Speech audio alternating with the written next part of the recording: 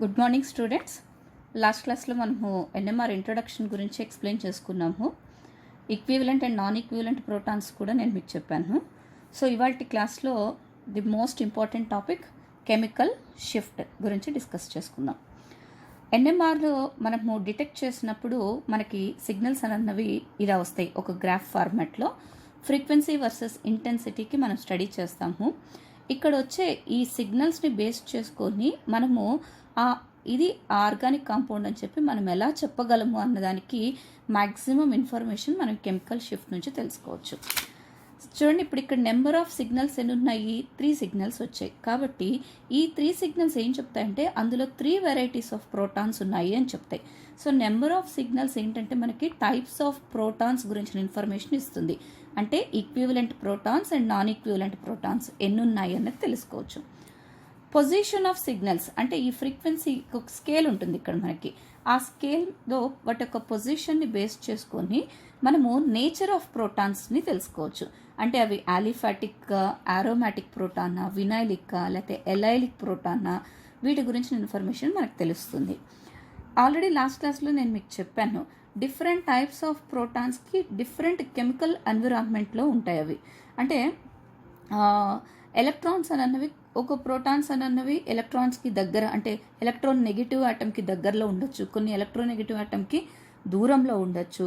So అలాంటప్పుడు మనము fix చేసినటువంటి ఆర్ఎఫ్ రేడియేషన్స్కి డిఫరెంట్ మ్యాగ్నెటిక్ ఫీల్డ్స్ దగ్గర అవి అబ్సార్ప్షన్ అన్నది జరుగుతుంది.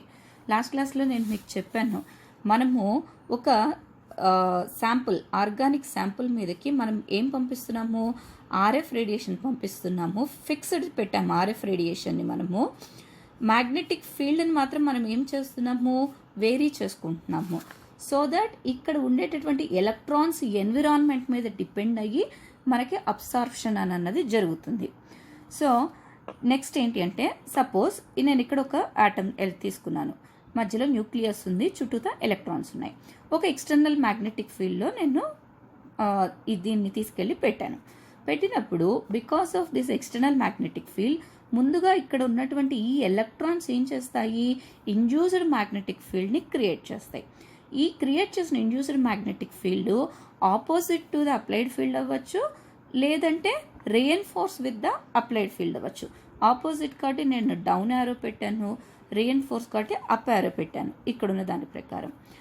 అండ్ లాస్ట్ క్లాస్లో మనకి ఈ ఫార్ములా ఒకటి నేను చెప్పాను, effective magnetic field which reaches towards the nucleus is equal to applied magnetic field minus magnetic field which is created due to electrons. అయితే ఈ ఎలక్ట్రాన్స్ క్రియేట్ చేసే ఇండ్యూస్డ్ ఫీల్డ్ అనేది మనం అప్లై చేసే మ్యాగ్నెటిక్ ఫీల్డ్కి ప్రపోర్షనల్గా ఉంటుంది. నో ప్రపోర్షనాలిటీని తీసేస్తే ఒక కాన్స్టెంట్ పెట్టాలి. మళ్ళీ నేను తీసుకొచ్చి ఇక్కడ ఈక్వేషన్లో సబ్స్టిట్యూట్ చేస్తున్నాను. బి ఇండ్యూస్డ్ ప్లేస్లో సిగ్మా బి అప్లైడ్ పెట్టాను, కామన్ తీసాను, 1 మైనస్ సిగ్మా. అప్లైడ్ మ్యాగ్నెటిక్ ఫీల్డ్ని మనం బి నాట్తో కూడా రిప్రజెంట్ చేయొచ్చు. సో ఇక్కడ ఈ సిగ్మా అన్న దాన్ని ఏమంటాము అంటే మనం స్క్రీనింగ్ కాన్స్టెంట్ లేదంటే షీల్డింగ్ కాన్స్టెంట్ అనొచ్చు. ఇప్పుడు 2 కేసెస్ని మనం అబ్జర్వ్ చేద్దాం. Sigma, let us suppose sigma is more than 0 అంటే షీల్డింగ్ ఎఫెక్ట్ జరుగుతుంది. అంటే మీనింగ్ ఏంటి అంటే induced magnetic field is opposite to the external magnetic field. నేను ఇక్కడ సెంటెన్స్లో క్లియర్గా రాశాను మీకు అర్థం అవడం కోసం. Induced magnetic field is opposite to the external magnetic field. ఆపోజిట్గా ఉంది కాబట్టి అటువంటి కేసెస్లో మనం ఏం చేయాలి? More external magnetic field is needed to flip the proton. ఇప్పుడు మనం ఏదైనా ఇంట్లో ఒక వస్తువుని బెండ్ చేద్దాం అనుకుంటున్నాం. మనము బెండ్ చేద్దాం అని అనుకుంటే ఎంత బెండ్ చేద్దామని మనం ట్రై చేస్తుంటే అది మళ్ళీ అంతా ఒరిజినల్కి రావడానికి వస్తుంది. అటువంటిప్పుడు మనం ఏం చేయాలి? ఇంకా ఫోర్స్ఫుల్గా దాన్ని బెండ్ చేయాలి, అంటే ఎక్కువ ఎనర్జీని మనం ఇవ్వాలి. సో అదే కాన్సెప్ట్ ఇక్కడ కూడా. Induced magnetic field is opposite to the external magnetic field ఉంది కాబట్టి నేను ఇంకా ఎక్కువ మ్యాగ్నెటిక్ ఫీల్డ్ని సప్లై చేస్తేనే ఫ్లిప్పింగ్ ఆఫ్ ద ప్రోటాన్ జరుగుతుంది. అప్పుడు ఆ ప్రోటాన్ ఏంటి అంటే షీల్డింగ్ జరిగినట్టు అర్థము. అప్పుడు వచ్చేటటువంటి అబ్సర్ప్షన్ మనం ఏమంటాము అంటే అప్ ఫీల్డ్ అని చెప్పేసి చెప్తాం. Now correct exact opposite explain చేస్తున్నాను. సిగ్మా ఈజ్ లెస్ దాన్ 0 అంటే డీ షీల్డింగ్ జరిగినట్టు. రీఎన్ఫోర్స్ అంటే మీనింగ్ ఏంటంటే induced magnetic field is reinforce అంటే same direction with the external magnetic field. రెండు ఒకటే డైరెక్షన్లో ఉన్నాయనుకో small external field is required to flip the proton. అప్పుడు ఆ ప్రోటాన్కి ఏం జరిగింది అంటే డీషీల్డింగ్ జరిగినట్టు అండ్ ఆ అబ్సార్ప్షన్ మనం ఏమంటాము డౌన్ ఫీల్డ్ అని చెప్పేసి చెప్తాం అనమాట. సో ఇప్పుడు ఫైనల్గా కెమికల్ షిఫ్ట్కి డెఫినేషన్ చూద్దాం మనం. Separation in the position of the spectral peaks and different chemical or molecular environment from that of arbitrary chosen standard is called chemical shift. So chemical shift ఇలాంటి ఈ పొజిషన్స్ డిఫరెంట్ పొజిషన్స్లో మనకి ఎందుకు వస్తున్నాయంటే different molecular ఎన్విరాన్మెంట్స్లో అవి present అయి ఉన్నాయి. And వీటన్నిటిని కూడాను ఒక స్టాండర్డ్ని బేస్ చేసుకొని చదువుతాం. ఇప్పుడు క్లాస్లో మనము ఇతను డల్లర్ అని ఎలా చెప్తాము, టాపర్తో కంపేర్ చేసి చెప్తాం. సో అలానే ఇక్కడ కూడా మనకు ఒక రిఫరెన్స్ కావాలి. Anyway chemical shift is represented with delta. Formula is frequency of the sample minus frequency of reference what we are taking by spectrometer frequency. Already ఇది మనం ఎక్స్పెరిమెంట్ చేసేటప్పుడు ఫిక్స్ చేసుకుంటాం ఇంటూ 10⁶ parts per million. అయితే ఇప్పుడు మనం రిఫరెన్స్కి use చేసే ఆ substance ఏంటి అంటే టెట్రామిథైల్ సిలేన్. సో మీకు టెట్రామిథైల్ సిలేన్ స్ట్రక్చర్ చూపించాను నేను. వెంటనే మీకు ఒక డౌట్ రావచ్చు, వై మేడం మనం ఎందుకు టెట్రామిథైల్ సిలేన్నే ఎందుకు తీసుకోవాలి రిఫరెన్స్ సబ్స్టెన్స్ కింద? ఎందుకు అంటే విచ్ ఇస్ కెమికల్లీ ఇనర్ట్, అంటే అది ఎక్కువ కెమికల్గా రియాక్షన్లో పార్టిసిపేట్ చేయదు. వోలటైల్ అంటే మనం తీసుకున్నటువంటి కాంపౌండ్ నుంచి దీన్ని సపరేట్ చేసేసేయచ్చు ఈజీగా. And which is miscible with many organic solvents, చాలా సాల్వెంట్స్లో డిజాల్వ్ అవుతుంది. మీరు జాగ్రత్తగా గమనిస్తే ఇక్కడున్న 12 ప్రోటాన్స్ కూడాను equivalent protons. And moreover we will get a single peak in the NMR spectrum. So దీని రిఫరెన్స్ తీసుకొని మనము డిఫరెంట్ సబ్స్టెన్సెస్కి మనం ఎన్ఎంఆర్ స్పెక్ట్రోస్కోపీని స్టడీ చేయొచ్చు. ఈ టేబుల్ని ఒక్కసారి మీరు కొంచెం జాగ్రత్తగా ఒకసారి అబ్జర్వ్ చేయండి. ఇక్కడ మీరు గమనించండి, ఆల్ ఆర్ సింగిల్, అన్ని సింగిల్ బాండ్సే కదా. అన్ని సింగిల్ బాండ్స్ అంటే దీన్ని మనం ఏమన్నాము సాచురేటెడ్ కాంపౌండ్స్ అంటాం. సో సాచురేటెడ్ కాంపౌండ్స్లో డెల్టా వాల్యూ అన్నది 0 నుంచి 1.5 మధ్యలో ఉంటుంది. ఇక్కడ చూడండి ప్రోటాన్ అన్నది అన్ని సింగిలే, కానీ అది మళ్ళీ డబల్కి ఎలైలిక్ కార్బన్ కనెక్ట్ అయింది కాబట్టి డెల్టా వాల్యూ అన్నది కొంచెం ఇంక్రీజ్ అయ్యింది. నెక్స్ట్ ఇక్కడ మీరు గమనిస్తే ఇక్కడ వై ఏంటి అంటే electronegative atom. So proton connect అయిన కార్బన్ ఎలక్ట్రోనెగటివ్ ఆటమ్కి కనెక్ట్ అయి ఉంటే డెల్టా వాల్యూస్ ఇంకొంచెం ఇంక్రీజ్ అవుతాయి. అండ్ ఇక్కడికి వచ్చేటప్పటికి ఇదేంటి మనకి వినైలిక్ కార్బన్. సో ఇక్కడికి వచ్చేటప్పటికి delta values are little bit more. అదే మనం ఆరోమాటిక్ ప్రోటాన్ తీసుకుంటే delta values are more and more. So ఈ స్కేల్, ఇవన్నీ స్కేల్ అనమాట. ఈ స్కేల్ని బేస్ చేసుకొని సో నేను ఒక ఎన్ఎంఆర్ చదువుతున్నప్పుడు నాకు సిగ్నల్ 7. సో ఇప్పుడు నేను ఎన్ఎంఆర్ సిగ్నల్ని స్టడీ చేసేటప్పుడు నాకు 7.5 దగ్గర రీడింగ్ చూపించింది అనుకోండి సిగ్నల్ పొజిషన్ను.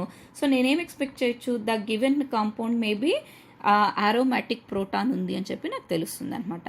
సో ఇలా మనము కెమికల్ షిఫ్ట్ వాల్యూస్ని యూస్ చేసుకొని మనం ఫైండ్ అవుట్ చేయొచ్చు. నెక్స్ట్ స్కేల్ ఎక్స్ప్లెయిన్ చేస్తాను నేను మీకు. స్కేల్ ఇదేంటంటే మనము డెల్టా స్కేల్ తీసుకోవచ్చండి, లేదు అంటే టౌ స్కేల్.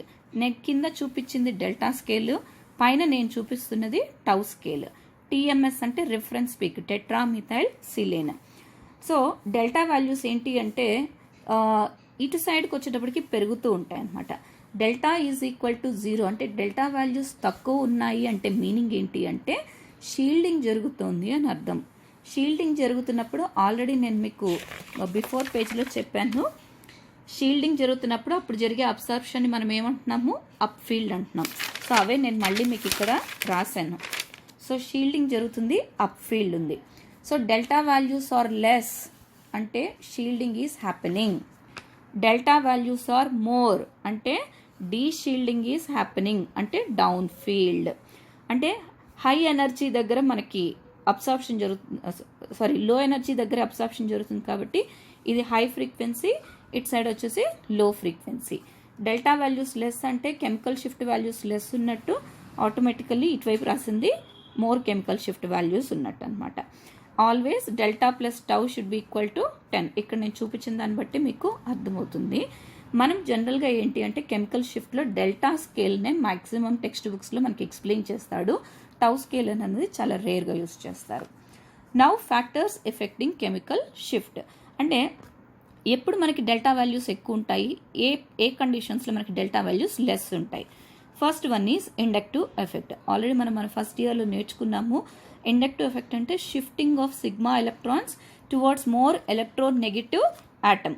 సో ఎప్పుడైతే ఇప్పుడు చూడండి ఇక్కడ CH3I, అఫ్ కోర్స్ హాలోజన్స్ అన్ని electronegative, among those fluorine is more electronegative.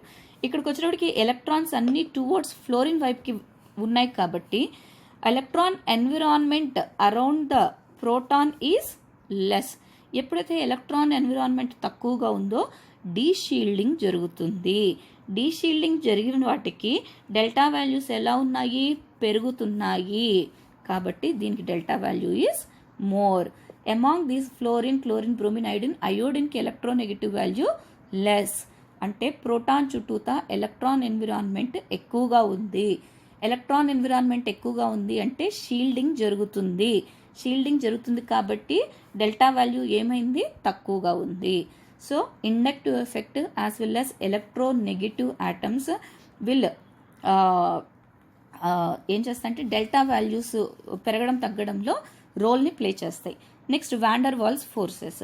So ఇక్కడ మనము 2 ఎగ్జాంపుల్స్ నేను మీకు ఎక్స్ప్లెయిన్ చేస్తున్నాను. ఇదే పొజిషన్లో ఉన్న ప్రోటాన్స్నే తీసుకుంటున్నారు రెండిట్లలో కూడా. Here this proton is very close to the 2 bulky methyl groups. ఇవేంటి, సైజ్ చాలా పెద్దది.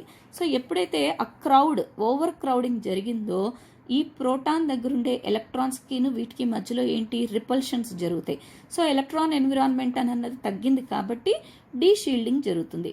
So that's why delta values are more. Next hybridization తీసుకుందాం.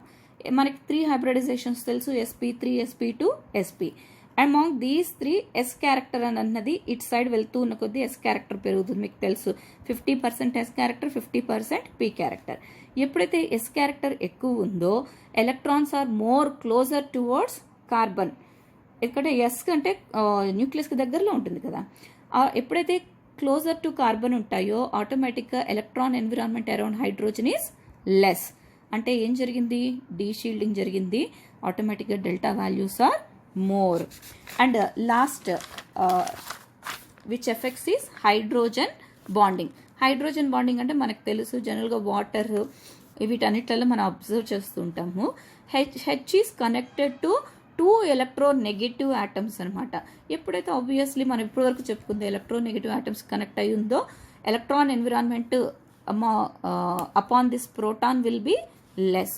ఎప్పుడైతే ఎలక్ట్రాన్ ఎన్విరాన్మెంట్ లెస్ ఉంటుందో మనకి ఏం జరుగుతుంది, డీషీల్డింగ్ జరుగుతుంది and delta values are high.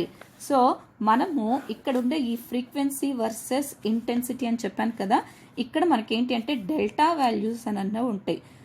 1 2 3 sorry ఇటు సైడ్ నుంచి వేసుకుంటూ రావాలి. 1 2 3 4 5 6 7 8 9 10 ఇటు సైడ్ ఇంక్రీజ్ అవుతాయి డెల్టా వాల్యూస్ ఎప్పుడు కూడాను. సో ఇక్కడ మనకు వచ్చే పొజిషన్స్, ఈ సిగ్నల్ పొజిషన్స్ని బట్టి మనం అది ఆలిఫాటిక్గా, యారోమాటిక్గా ఏంటి ఈ ప్రోటాన్ అన్నది మనం గెస్ చేయొచ్చు. చాలా ఇంపార్టెంట్ టాపిక్. మీరందరూ కూడాను బాగా ప్రిపేర్ అవ్వండి. ఇది ఎగ్జామ్స్కి, ఎస్ఏ క్వశ్చన్స్కి మనం 100% ఎక్స్పెక్ట్ చేయొచ్చు. Thank you so much. మీ అందరికీ అర్థమైంది అనుకుంటున్నాను. Thank you.